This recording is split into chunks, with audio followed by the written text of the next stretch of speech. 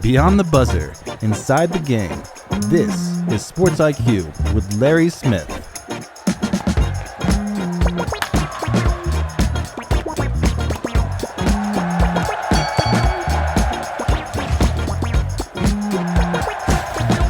Hello, once again, it's the Sports IQ. I'm Larry Smith. Glad you're here with us. It is a Tuesday, the 31st of March. Hard to believe we are already through a quarter of the 2026 calendar.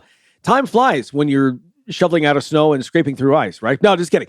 Gorgeous day today where I am. Hopefully you as well. Great show for you coming up here. Antwane Willis joining us, talk about this resurgent Atlanta Hawks team as we're now a couple of weeks away from the NBA playoffs and the Hawks making a lot of noise. Big win last night. We'll talk about that. Also, Final Four talk as well coming up. We discussed Arizona yesterday. Today it is Illinois. Matt Stevens, my Illini guy, is joining us. And this Illinois team that many are overlooking. They're the highest seed remaining, the worst seed remaining, if you will. That happens. We'll talk about why those teams provide some of the biggest surprises. You go through those teams that aren't there in the top one or two lines. We'll break all that down for you here in a little bit. We'll talk about that coming up as well. Women's Final Four is set. Let's get to that for your headlines before we get to Antwane here in a moment. Last night, South Carolina just overpowering TCU. 78-52 is the final in that one. They make their fifth straight Final Four appearance. Joyce Edwards, 24 points, 12 boards to lead the way in that one. Number one, Texas, the other number one. So all four get to the Final Four. Goes chalk. Longhorns, no trouble with two-seed Michigan. The Wolverines, a top 10 team the entire time. I mean, no, without question, the second best team in the Big Ten. It did not matter. 77-44. This one was a blowout. Longhorns get to the Final Four. Madison Booker, 19.7 rebounds for the Horns. So women's Final Four in Phoenix looks like this. It is South Carolina taking on number one UConn at 7 p.m. Friday night. UCLA then squaring off against Texas in the nightcap, 9:30 p.m. Those are all Eastern times there from downtown Phoenix. Some baseball for you now. 7 Washington batters had at least 2 hits, including Joey Wiemer. He tied a Major League Baseball record for most consecutive plate appearances to reach base to start a season. The Nationals defeating Philadelphia 13-2 Monday night. Wiemer legging out an infield single in the first inning, a base hit up the middle in the fourth, ties a record, reaching base 10 consecutive times to start the season. That record set by Carlos Delgado of Toronto way back in 2002. By the way, NFL news now, the 2029 Super Bowl is set. You can go ahead and make your plans 3 years out. Las Vegas, Sin City, Monday, the NFL announcing that the big game will return to Allegiant Stadium in 2029, just 5 years after the city hosted its first Super Bowl. The home of the Las Vegas Raiders. Allegiant Stadium opened its doors in 2020, and less than 4 years after opening, again, hosting its first Super Bowl, the Chiefs defeating the 49ers in just the second Super Bowl to be decided in overtime. So we talk about Super Bowls. We get more to that here a bit later in the show in terms of you can begin to see a pattern perhaps of the cities where the NFL would like to end its season. We'll talk about that here coming up in a couple of minutes. One other note, by the way, from the NFL meetings, the NFL announcing a partnership with TMRW Sports to develop and operate a professional flag football league for women and for men. A launch timeline expected to align with the flag football's Olympic debut in 2028 in LA. Here's a quote: as the flag football movement continues its explosive global growth, a professional flag league completes the pathway for elite athletes to compete at every level of the game, from youth to high school and college to the Olympic stage, and now professionally. This is according to Troy Vincent Sr., who is the executive VP for football operations in the NFL. He continues, this is especially meaningful for girls and young women who are helping drive the sport's growth worldwide and who can now see their dreams in this game extend all the way to the pro level. You know, we've talked about flag football becoming a very popular sport in the high school level. We have seen now several states, they even conduct state championships for flag football. We've talked about in terms of the concern of parents of having their children play in a violent sport like football. This is an alternative. Love to see the NFL embracing this concept. Let's get to the NBA, though, as we start off this hour. Getting past our headlines here, the Atlanta Hawks are a team that has been wow. They've gone from outstanding. The Hawks, always one of those teams that's kind of right there they either just barely miss the playoffs, barely get into the playoffs, right in the middle. But man, what a resurgence here. And to talk more about that right now is Antwane Willis Jr. He is the Atlanta Hawks beat writer for Fansided, also does a lot of work with the lead and covering the Lakers. And joining us right now, Antwane, welcome to the show. Let's talk about this Hawk. What happened to turn this season around for Atlanta? The first off, thank you for having me. It was a pleasure to Yeah. talk to Mr. Cordaro, Tony Cordaro. Shout out to him for inviting me on again. And thank you for having me, Mr. Smith. It's been a pleasure to talk to you this morning. Yeah, so from my perspective, we know the Hawks, they went through a lot this season, just trading Trae Young in the middle of the year the way that they did. I can promise you that was not on the schedule when the season first started back in October. The lineup was decimated with the loss of Kristaps Porzingis. We all know he's dealing with like some sort of mystery illness. He's still trying to get under control. He's playing well in Golden State now. I'm really happy for him. But when he was down here in the Peach State, it just wasn't working, unfortunately. And we knew we went on like a 7-game losing streak at one point in the season. And we knew that if they wanted to save the season, a move was going to have to be made. Trae Young suffered an MCL injury at like the 5th game of the season versus the Brooklyn Nets. And the Hawks during that time, they were like 2-3. After that, when Trae left the lineup, they ended up with a record of like 13-8 after playing like 22 games. So it was really interesting to see how they had that turnaround. Even back then, they were showing the potential. And that was just with the emergence of Jalen Johnson. And that's what I really wanted to really give credit the resurgence to. Jalen Johnson has been absolutely incredible this season. He's led this team in all categories from points at 22.9 per game to rebounds at 10.2 and assist at 8.1. So they have a budding all-star who's a 6'8" monster. He's catching bodies coming down the lane multiple times. He's amazing at absorbing contact, and he can pass. So he's doing things that Trae Young was not and was able to do. So there's a lot of gaps that Jalen Johnson is filling in that even a 4-time All-Star like Trae Young couldn't do. Accompanied by their new All-Star, they also have their new pieces finally finding their roles within this new hierarchy in the middle of the season. Nikhil Alexander Walker is a most improved player candidate. He's been absolutely incredible. Even his last few games, he's been operating like his last 17 games. The Hawks are 15-2 in those 17 games, and Nikhil's averaged 22 points per game with 4.1 assists, 3.1 rebounds on a 69.5% true shooting. That is absolutely astronomical for those who don't really know those deep numbers. Nikhil's been incredible. He's been shooting like 40% from 3 over that stretch as well. So to just be firing on all cylinders like that game after game after game after averaging 9 points a game in Minnesota the year before, I think that's only a recipe for success when you have a young team like the Hawks. And you have Dyson Daniels, who even through his offensive struggles is still having an immense impact this year. He's been playing great as well, averaging 13.9 points per game, 7.1 assists, and 4.6 assists, 2.2 steals, and he's also shooting 59% from 3. I mean, not from 3, from the field. I wish he was shooting 59% from 3. He's shooting 59% from the field over his last few stretch of games. So he's been playing great as well. So I really think that what Atlanta, what they have going on here with this young nucleus, everyone's really clicking at the right time. And I even wanted to show love to Zachary Resusche, who I think a lot of people have ragged on, the former number 1 overall pick of the 2024 NBA draft. He's faced a lot of adversity this year, but over his last few stretch of games, his last 3 in particular, he's averaging 9 points per game with 2 rebounds. But the biggest thing about it is his 3-point shooting. He's shooting 60% from 3 over these last 3 stretch of games, on top playing great defense. So you're seeing the Hawks have a lot of things they didn't have before when Trae Young was their franchise player.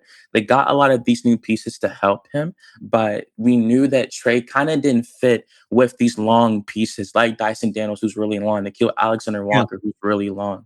So I let think me jump in for a moment. Yeah, I want to kind of get into you mentioned again Alexander Walker. I mean, he had the 41 points a couple of weeks ago against Orlando in that win, and just the 2 losses only to Houston and Boston. I mean, they beat Detroit. They just beat Boston. I mean, they are not just beating teams; they're beating some of the elite teams. Obviously, you mentioned again some pieces being moved with the trade. Was it a situation, and this is where I feel that this had to happen because at some point when you bring a player in of his caliber, if it doesn't work at a certain point, you have to make a change. And Right. I think what I give this Hawks team credit that maybe they didn't do in years past with other teams. They did this back in 30 years ago with Dominique Wilkins. They weren't getting Yeah. anywhere, and they made the trade to the Clippers to bring in Danny Manning. It feels Yeah. like the same thing here, where you needed to make a trade to shake things up because as things were, you were headed to the exact same spot you always are. Now you're moving up. Probably a little too late to try to host a first round series, but you may be competitive in that where you get a win and get into the conference semifinals. And that's the biggest part about the thing this season. Through all the ups and downs that I mentioned, in my original answer, they were 27-31, Yeah. and now they are I think they're 43-33 now as the sixth seed in the Eastern Conference. So just that astronomical turnaround, it truly was incredible to watch. Like they went on a 12-game winning streak. 11 games. They didn't get the 12th because it got broke by Houston, unfortunately. But even in that loss, I felt like the Hawks really they learned from that and they came back better with another win streak after losing to Houston. We saw them get the win over Detroit by 1 point. A lot of people try to discredit that win because, of course, the potential MVP, Cade Cunningham, was not there. But that Detroit Pistons team, they beat the Lakers the game before that. And the Mhm. Lakers are the 3 seed in the Western Conference, and they had Luka that game and everything. So it was unfortunate to see that people try to really discredit the Hawks for what they've done late in the season because I get it. It's kind of hard to give a team that struggled like that kind of respect, especially seeing the teams they beat on their win streak, like the Washington Wizards, the Brooklyn Nets. But I think it's more so about when you give a young team like this momentum and you give them hope, they feel like they can beat anyone. And we saw that culminate last night with their win over the Boston Celtics. That was a great win, probably their biggest win of the season. It was their 13th consecutive victory in State Farm Arena. And Hmm. just beating the Celtics the way that they did. Jason Tatum did play that game, of course, and Jalen Brown did play as well. And they still got the victory. So I think the Hawks, and that was a game where the Celtics almost came back in the fourth quarter and they still stayed calm and they rode the game out to a victory. The old Hawks, they would have crumbled, gone Right. cold, gone cold in the fourth and not have known what to do. But I think it's this new veteran presence of CJ McCollum, of Nikhil Alexander Walker. And of course, the newly minted Hawk, Jonathan Kuminga. I think having all these guys who've been used to late game situations, who've all been in winning situations. I think this has just been a massive help for this Hawks team. A Hawks team that already had the potential beforehand, but now they're getting that extra boost from the veterans and experience. Yeah. You mentioned CJ McCollum. That's my next question in terms of what he's brought. As a veteran, 34 years old. I mean, I remember that, he played alongside Damian Lillard so many years there in Portland. Was kind of lost, through his career down in New Orleans. I thought he just really was underutilized down there for his whole career. The years he was down there, starting off the year as you mentioned with Washington, but I think again, like you said, he's somebody that brings a veteran presence, has been through the wars, and I think, to me, he's the key piece to all this. What the Hawks are trying to build. Yeah, and see, it's fairly interesting because he is 34 years old. I think they'd be better off to resign him. There's no reason why SCU should not resign CJ McCollum. Even at his age, at 34 years old, he's still averaging great numbers. And even as I pull up his contract, he's making 30 million this year. He's going to be an unrestricted free agent going into this summer. So the Hawks are kind of at a crossroads. There have been rumblings that they do want to decline Jonathan Kuminga's player option, I think, and they're just going to offer him a better contract to sink him in that way and have Jonathan Kuminga on a long term deal, or do they want to go in CJ McCollum's direction when that might still be a heavy price tag, but you're still getting a solidified veteran? So I think CJ McCollum's his impact is invaluable to this team. Like I said, even at the age of 34, he's still averaging great numbers right now. For the Sox team's averaging 18 points a game, 3.4 rebounds with 3.8 assists.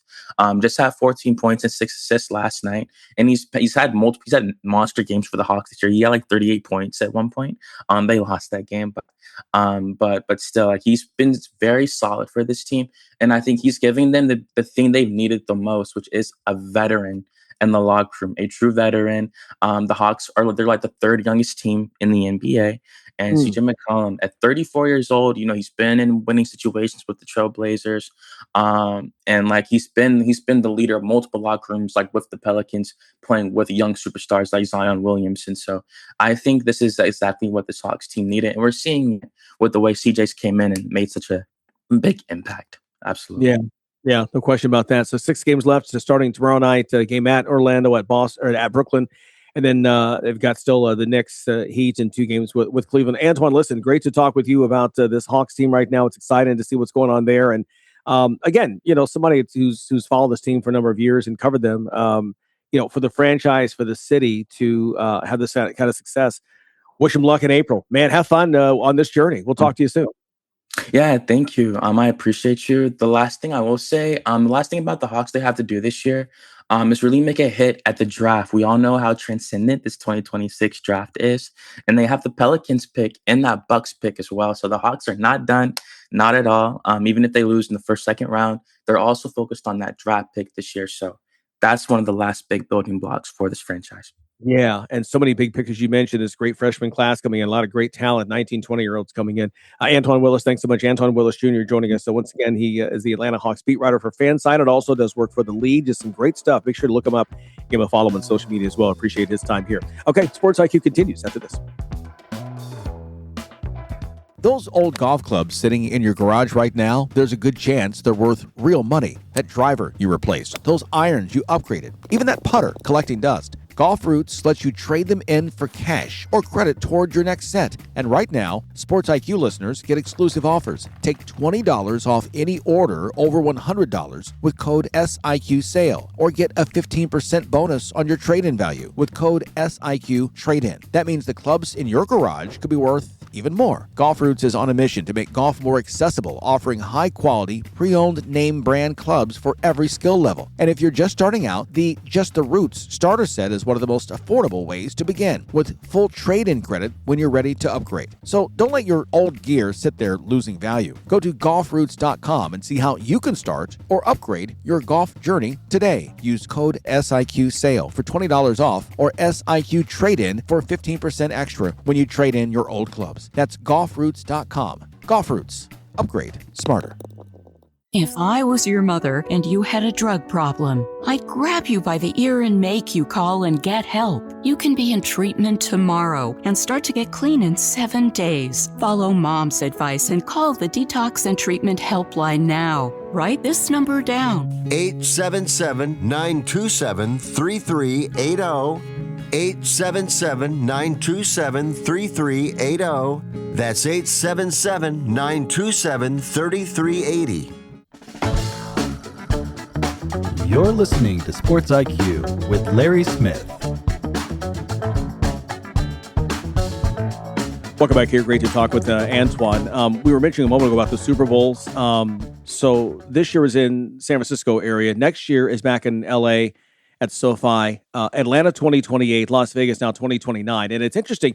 The NFL doing a great job of really spreading these out. When you go to 2029 and then look back 2 decades, that'll be 13 different cities hosting in 20 years. And in fact, in the 20s, only Las Vegas, Atlanta, and LA will have hosted it twice. And actually, Atlanta, you had to go to 2019. So really just Las Vegas and LA. So it kind of shows you kind of where they're going with this. And again, you keep in mind, you've got, Nashville about to open a dome. They're going to get one probably 2030, if not shortly thereafter. Cleveland's working on one. Chicago would like to build one somewhere.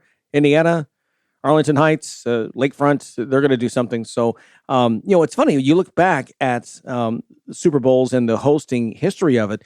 Back in the 70s, there were only 4 cities that hosted a Super Bowl during the entire decade. New Orleans had it 4 times, Miami at the old Orange Bowl 3 times, and twice in LA, and then Houston had it once there at Rice Stadium. So great job of spreading it around. You don't see as much in Miami, which is amazing. Miami about once a decade. That was once the destination for a place, but so many new cities, so many great revenue opportunities with these larger stadiums that are much more modern. New Orleans still gets one about once a decade. So it's interesting just to see how some of the older domes kind of being phased out. Dallas had only the one back in 2011 after they opened Jerry's World. Indiana, the Lucas Oil Stadium had only one. Again, in Northern City, New York only won 2014. But again, we'll see some of these others. Minnesota had only one. See how that goes. We talked a moment ago about Final Four teams and the number one seeds. And here's the thing. Number one seeds win the majority of the national championships. So there have been 46 Final Fours that have all been seeded going back to 1979. And of those 46, 28 number one seeds have cut down the nets. 12 teams have come from either the 2 or the 3 seeds. And there have been 6 teams that have been seeded 4th or higher. We don't see it very often. UConn back in 2014, the 7th seed, the only 7th seed to reach the finals. And of course, they beat 8 seed Kentucky that year in one of the most bizarre finals, really the most bizarre final that we've ever seen. About UConn, it's interesting though, of all the teams to win outside the one line, right? So those 18 teams that were not 1 seeds, UConn has won 4 of them. UConn, 6-time national champion, all since 1979. 4 of them, they were not the 1 seed. They were a 2 seed back in 2004 when they took down 3 seed Georgia Tech. They're in San Antonio. Then later, they were a 3 seed in 2011. They were the 7 seed 2014. And just a few years ago, the 4 seed back in 2023 when upsets cleared the way and they went through becoming the first team to not face a 1 or a 2 seed all the way through in getting to the championship. So really, UConn, while they're the new blue blood, they're the new standard, if you will, with 6 titles in less than 30 years recently. Boy, they've also gotten unprecedented luck as well in terms of just other teams falling and going through and not coming from the one line, having to go a different path than that. So we've talked about that. Interesting, you go through kind of some of the seeding. Hard to believe. We talk about Michigan State and in 1979 and the win over undefeated Indiana State and Larry Bird on the Sycamores and Magic Johnson on the Spartans. And of course, they go to the NBA draft and they change the NBA. And as we know it today, Michigan State was only a 2 seed back then. In fact, the first 3 champions, none of them were 1 seeds. Louisville in 1980 was a 2 seed. Indiana with Isaiah Thomas, a 3 seed as they beat UNC. And then 82, North Carolina, Michael Jordan, the game-winning shot over Georgetown. Down in New Orleans, they were the 1 seed. Of course, then in 83, you've got NC State, a 6 seed, Villanova, an 8 seed in 1985, Kansas, a 6 seed in 1987. So all the way through, you've got all these, these higher seeds, these underdogs coming through and winning. So, as we talk about it again, it is Michigan, Arizona. No question, we're going to talk a lot about this, these 2 matchups here as we get into Saturday. There's no question they are the cream of the crop, and they're the 2 best teams remaining. But take nothing away from UConn, nothing away from Illinois. We've seen 3 seeds come through before. Again, the 4 seed UConn, as we mentioned before, 3 seed UConn back in 2011, Florida 2006. Nobody gave Florida a chance at all.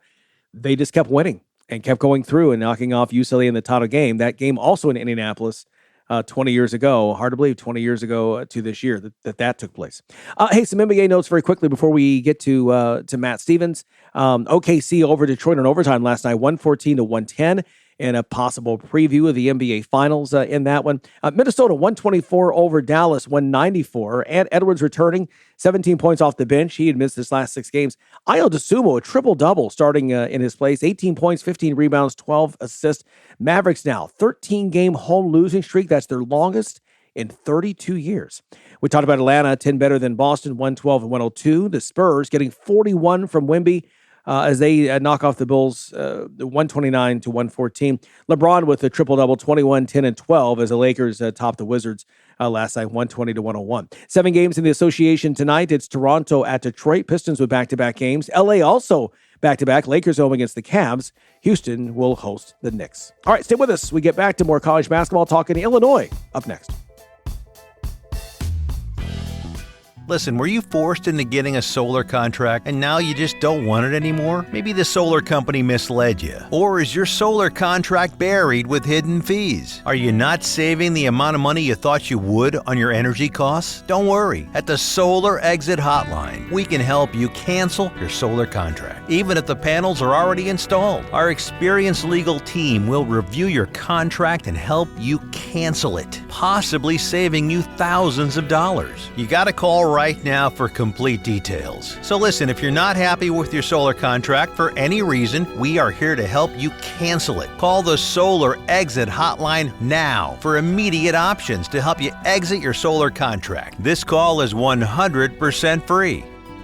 Call 855-227-0286. That's 855-227-0286. Call us right now.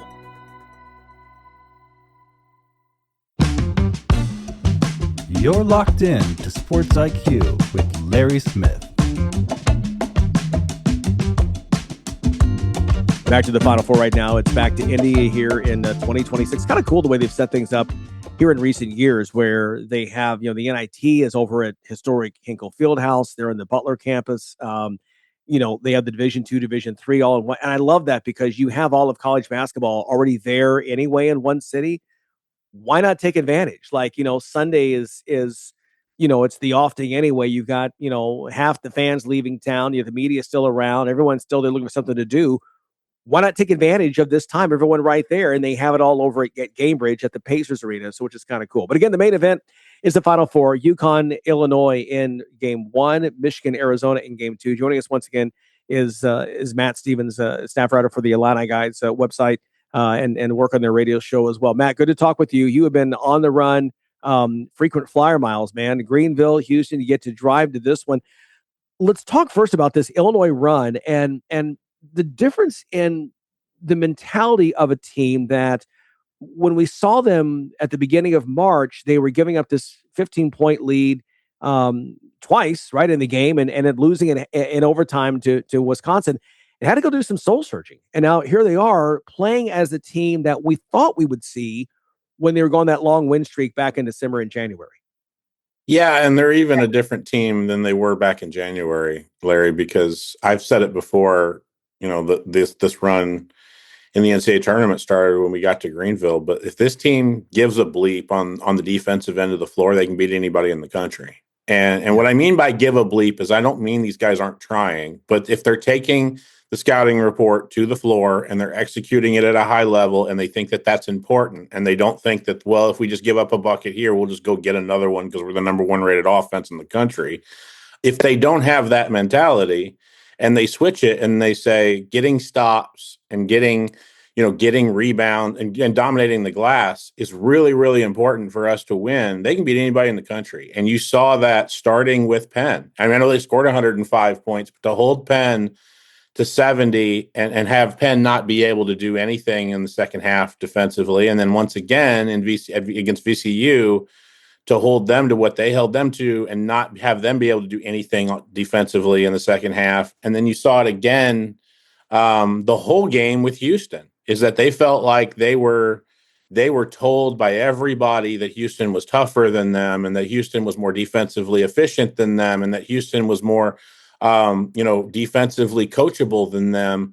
And they heard all that and suddenly, Houston's got 24 points, 22 points in the first half. And you sat there and you went, wow, they've really played pretty terrible on offense and they still lead by 2. And that's kind of the thing, is that that was the first time I saw this Illinois team, play below average on offense and still easily take care of a team that probably had aspirations to go to a Final Four. And I think Calvin Sampson was very, very active at the postgame. He was very much in shell shock at the Illinois team that he saw, and quite frankly, the Houston team that he saw in front of him. So, and then you saw it against Iowa, where like in the second half again, they shut the water off, and you saw the run happen because of what they were doing on defense. And I give Cameron Crocker, the defensive coordinator that Brad Underwood hired this offseason, a lot of credit for finally getting these guys to buy in, to all of them to buy into what was going to make for a March run. And that's defense and rebounding and taking care of the basketball. And that's, for the most part, when Illinois has gone on their runs in games where they've taken control, that's exactly the 3 elements that they've had. And I think the offense has been a byproduct of getting stops. It's not been offense and then we get stops, and I know that seems like, well, what's the difference? Well, the difference is just a mentality that allows you to, affect winning. And I know I sound a lot like Brad Underwood, but he used to talk a lot before this season about what can you do when the ball doesn't go in, and what Illinois has done when they've been effective when the ball doesn't go in a lot has really been key, especially in their wins against VCU, Houston, and Iowa. Yeah, no question about it. I think the VCU game, and maybe I just wasn't paying attention at Penn, was the one because the Hill kid just went off in that 19-point comeback when VCU beat North Carolina that ended up costing Hubert Davis his job. And Illinois has had trouble with fast guards. And what I was impressed was the connectivity on defense starting in that game. And we talked earlier this week here on the show. Illinois goes into the Final Four as the only team to hold the last three opponents to under 60 points. And to your point, we came into this tournament, came into March, talking about how their proficiency on offense, number one, number two in KenPom, whatever. And yet it is this defense. And I think that even with Iowa, when you look back at that second half, and by the way, Bennett Schertz, what a fantastic player. Cooper Koch, what a great future he has. But they were hitting ridiculous shots from three and making them give Iowa credit. When you look back at the totality, though, they only hit 6 field goals the entire second half. Only 1 2-point shots. Now you can say Iowa was the 9 seed, whatever, but there's still, I don't get caught when you get to this. You have to play the team in front of you and beat the team in front of you. And I'm not taking anything away from UConn 3 years ago being a 4 seed because they had an easy route, and I'm not taking anything away from Michigan or Illinois because some of the teams fell before they got to them and had to play them. Yeah, and honestly, Larry, I really think that.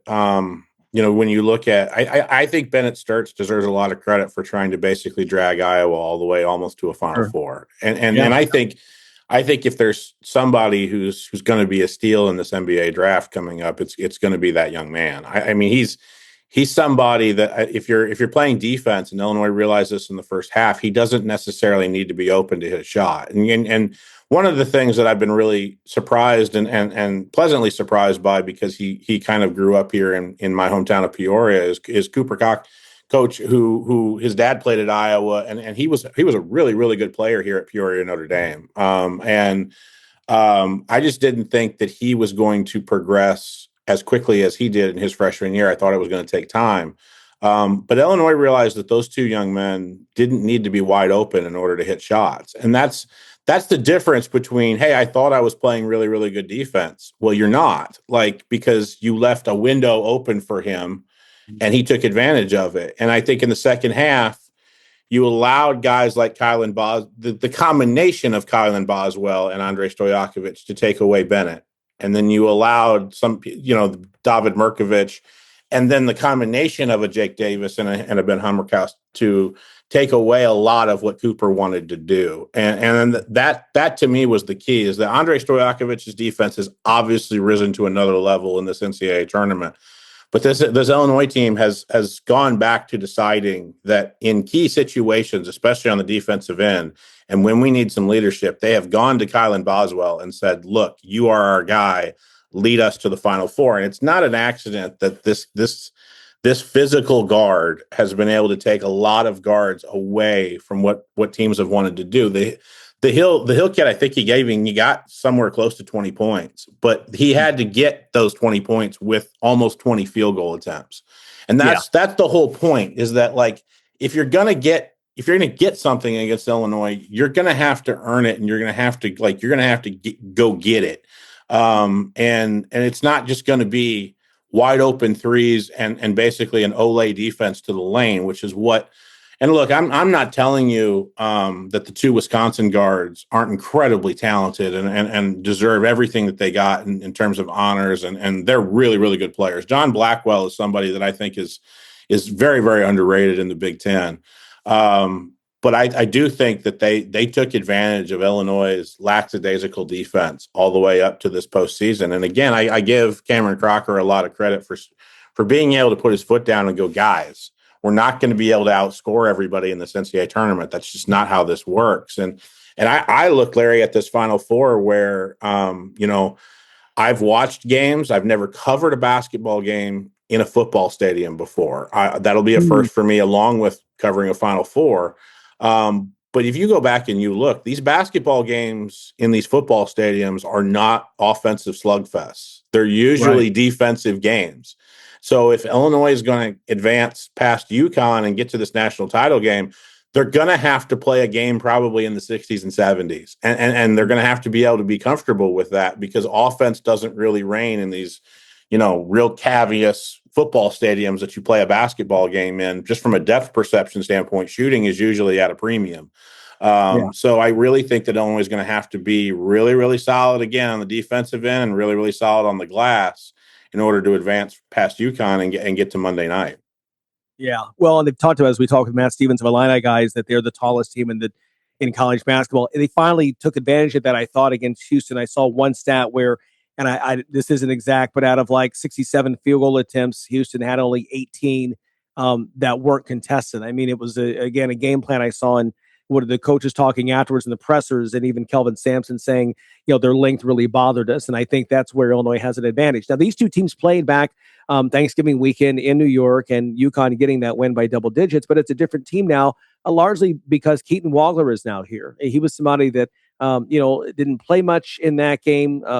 Brad Underwood, and even in your writing, has talked about, again, the changes. They put him on the ball at that point, and that's when the winning began. He went from a guy who was just trying to find his way through to a consensus All-American in the 3 months that followed. I really believe it is Keaton Wagler, it is David Mirkovich, the freshman. These guys are the difference makers. I don't think Illinois is in the Final Four and Underwood at this position without their emergence as freshmen. I think you're 100% right, Larry. But I also think, how interesting is this when you hear Brad Underwood talk about, we got to get older, we got to stay old, we got to stay old. And the two guys that have kind of led this journey for him have been two kids that arrived as 19-year-olds that really didn't know what their role were going to be. Again, in Keaton Wagler and David Mirkovich. I think Brad Underwood has again zigged when everybody else has zagged and said, hey, you want to get older? Yeah, we've got some older guys on this team. We've got an Andrei Stojakovic. We've got a Kylan Boswell. I mean, the two twins are older than you would think they are based off of what they're listed as in terms of years, in terms of eligibility, but they're older than that. But the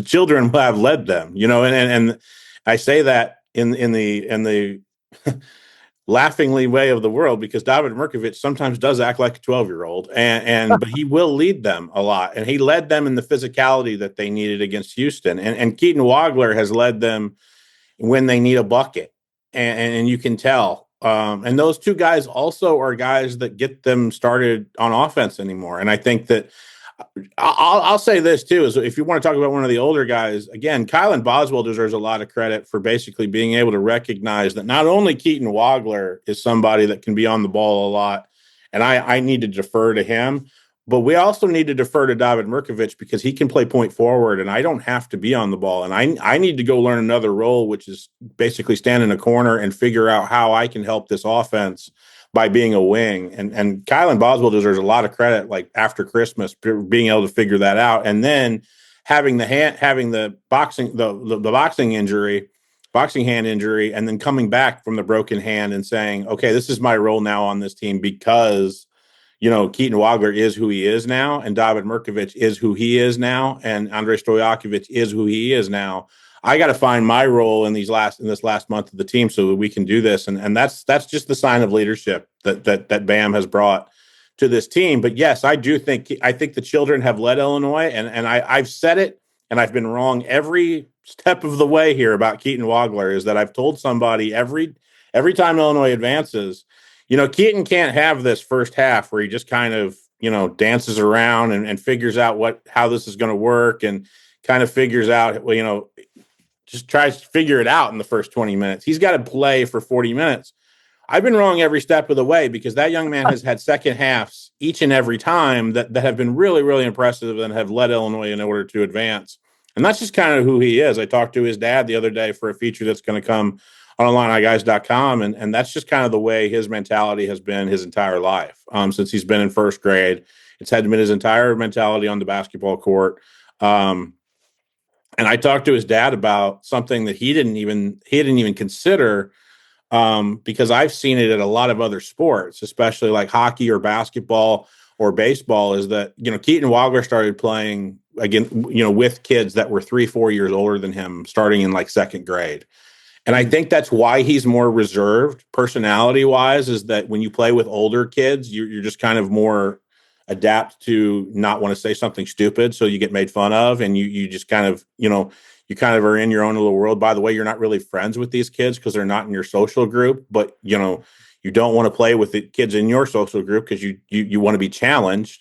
And his dad was like, yeah, there's a lot to be said for that, is that he would come home and talk to me about games, and he wouldn't talk to his teammates a lot until he got a little bit older. I think that there's a nature versus nurture idea that the Wagglers have done a really, really good job with Keaton to play him up, get him challenged when he was a younger kid, but also make that so that he's seen and not heard a lot and as he has gotten older. And that's been part of his development, maybe even in a subconscious way. But that's been a huge part of what Illinois is that Keaton Wagler's not very, very vocal, but he's very, very, locked in on what he needs to do, especially in second halves.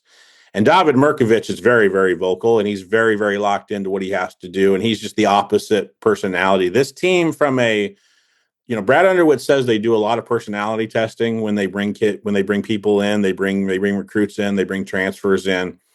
If that's true, that has really paid dividend with this team, because this locker room is a diverse group of people that have really gelled in a really, really real way, especially in March and especially when adversity has hit.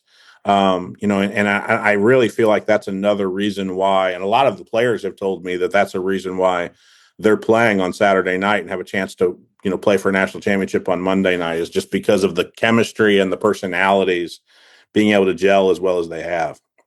Yeah, it's one of those things that in March, as you know, that is such a big part of the success is how do you come together? How do you answer the call? And you look at this Final Four. So many people get caught up in the end of the regular season and in conference tournaments, and oh my goodness, the team lost, they did this and this. Well, of the 4 teams still alive, only one won their conference tournament. That was Arizona. All 3 ended the regular season. It came into the season on a loss. So here we go. Illinois, like you said, one of the more intriguing teams right there. There were 3 seeds that if they don't lose that Wisconsin game, they may be a 2 seed. Different path for them, but I think they're one that when you look at these two, they're very well evenly matched. Should be a good weekend, and we're thrilled that you get a chance to cover it in a football stadium. Matt, good to talk with you. Enjoy this week, and we'll talk to you again here this weekend. Appreciate it. Thanks, boss. All right, appreciate you. Matt Stevens joining us once again, IlliniGuys.com. It's Illinois taking on UConn in game 1, and then game 2, Michigan, Arizona, and again, of course, the winners will meet Monday night for the championship. More to come after this. Do you want to save money on your next flight? Then pick up the phone and call. That's right, call. Because the best prices on airline tickets are not online. They're with SmartFares. See, SmartFares has special deals with the airlines. When they have unsold seats, they use SmartFares to fill them. So you get airline tickets at ridiculously low prices. They have access to great prices and discounts with over 500 different airlines, plus 300,000 hotels and rental car companies. Their prices are too low to publish online. The only way to learn more is make a free call. With the extra money you'll save, you can book another trip or treat yourself to dinner or shopping. So stop searching all of those travel sites to find the lowest price on your next trip. Let one of our SmartFares expert travel agents find the best prices for you. Call SmartFares today and get the best price on your next trip.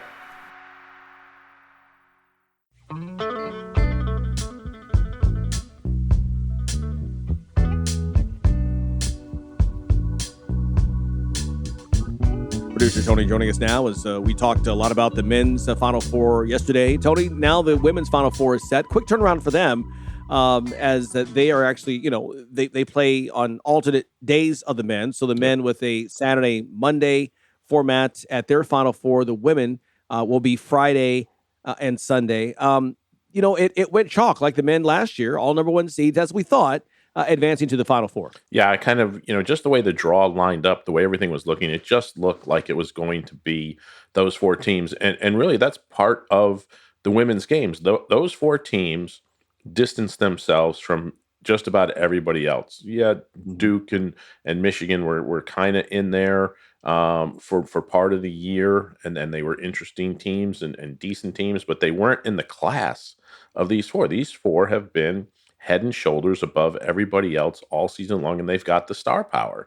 You got AZ Fudd and Sarah Strong in Connecticut. You got Lauren Betts out at UCLA. You've got Joyce Edwards down there at South Carolina. So the star power is coming out, and it should be an interesting Final Four out there in Phoenix. Yeah, I think so. And we were talking before the show, before we came on the air, about again just how it's still right now the haves and have-nots, and that's the next piece of this with college with women's college basketball in terms of with the men. We've been saying all along, you've got 12 to 15 teams this year that have a legitimate shot. And you can complain about NIL and the transfer portal, but in a lot of ways it is even out the men's game where you don't have there's no Kentucky, there's no Kansas, there's no Duke, there's no North Carolina, and yet the marquee power of these four teams in the men's game is still there, even though you're lacking the defending champion and number one seed Florida. You're lacking Duke and the sexy appeal of these other mainstays. In the women's game right now, I mean, these are the four teams that were clearly the best during the season. Now here they are. And that's kind of the next piece, as you were saying, is that how does a women's game expand from the two or three powers to 10 to 12 teams that are there at the top battling and expanding that, in terms of the elite class, if you will. Yeah, and that's the next, like you said, that's the next piece of the puzzle is can you take these great programs and can you add 5, 6, 7, 8 more to that mix so the teams have a chance? Look, Notre Dame was okay all year. They were a 6th seed for a reason because they had Hannah Hidalgo and really not much else. They've got some people some girls who might be really good in the future, but just aren't there yet. They couldn't hang with North Carolina. TCU had Olivia Miles and enough to compete in the Big 12 that way, but not enough to hang with South Carolina and that lineup top to bottom. It just, when the shots aren't falling, there was nothing to fall back on because they really couldn't get it inside because how big and how strong South Carolina was on the interior, right? And same thing, the Texas-Michigan game was over by halftime. And It's not like Michigan's a bad team. They were one of the best teams in the Big Ten this year, but they couldn't hang with Texas, who was the best team with South Carolina in the SEC. If you can spread out that power, then I think it brings more people of interest into the game because I'm interested in seeing the ratings for this Elite Eight because none of these games were close. So did you hold fans?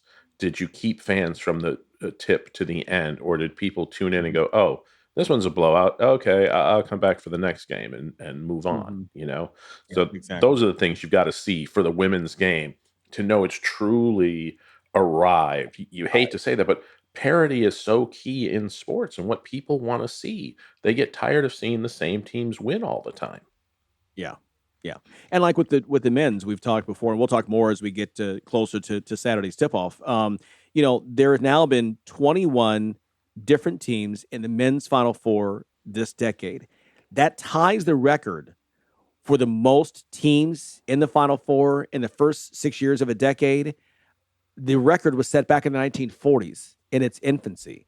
And so, when you were still trying to figure this out, and not that college basketball was new, but the tournament was new. Certainly the game was newer. It was in a different place than it is now. And I think, to me, I think that's fantastic. You've got all these different fan bases who now can say, hey, no, my team is one of those teams. And I think that's to your point.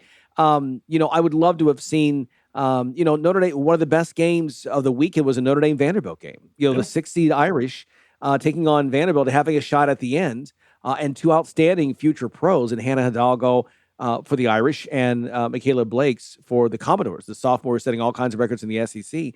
To have those kinds of matchups, I totally agree with you. So we come down to Friday now. You and I don't have favorites. We're huge fans of the college game. But we will be honest and be transparent. We both would love to see a UConn-UCLA final, not just because they were the two best teams during the year, but again, if we're going to do this, it's great for college basketball to get viewers and to get people to make sure the eyeballs can come in and watch this game to see these two Titans go at it for the title. Yeah, I mean, they've been the two best all year long. Can UConn with AZ Fudd and Sarah Strong, can they deal with Lauren Betts underneath? Can that UCLA, which kind of is a little more of an inside game, will that overpower the more outside game of UConn? Two great coaches, two great rosters. There's talent up and down both of these teams. So seeing them go head to head, that's what I want to see. We've seen them both teams roll through. I think UCLA has one loss and UConn has none. So we've seen them roll through the regular season, through the conference tournaments, through all of that. Now let's see them go head to head so we can really see the matchup. Yeah. By the way, that Duke LSU game also was pretty special. Everyone's saying, "Oh, you forgot this one." Yeah, I did forget it. That was pretty good too. Okay, a moment of awe for the ages. That's next. Are you paying too much for term life insurance? There's a tremendous price war among the major term life companies. Rates have dropped dramatically in the past 2 years. For example, a man age 45 non-tobacco user, $1 million of coverage is only $75 per month, level for the next 10 years. Or a man age 50 non-tobacco user can buy $500,000 of coverage for a monthly premium of only $110, guaranteed not to change for the next 20 years. That's right, level rates for 20 years. And if you're a smoker, we have great rates for you as well. At the Term Lifeline, we specialize in policies of $500,000 and above. So if you're looking for new or replacement term life insurance, call right now for a free quote. Rates and availability may vary by state. Sample rate quotes are based on preferred non-tobacco underwriting exam required to qualify. Call 855-826-7932. 855-826-7932. That's 855-826-7932. Okay, time now for a moment of awe. And we go back to on this date, 1997 in Indianapolis, the 3-seed Arizona Wildcats knocking off number 1 seed Kentucky 84-79 in overtime. 30 points from Miles Simon on the way to the first title for the Cats. They're trying to get their second one here this weekend. The only national championship for Hall of Fame coach Lute Olson, that he would capture in his career. Arizona also became the first team to beat 3 number 1 seeds on their way to the championship. So to Arizona, 1997 on this date, we give our moment of awe. Thanks so much to our guests stopping by. We appreciate you as well. Let's get ready for another fantastic day here on the Sports IQ. We'll see you tomorrow. Thanks for listening to Sports IQ with Larry Smith, Monday through Friday. Continue the conversation at Sports IQ LS. We'll see you next time.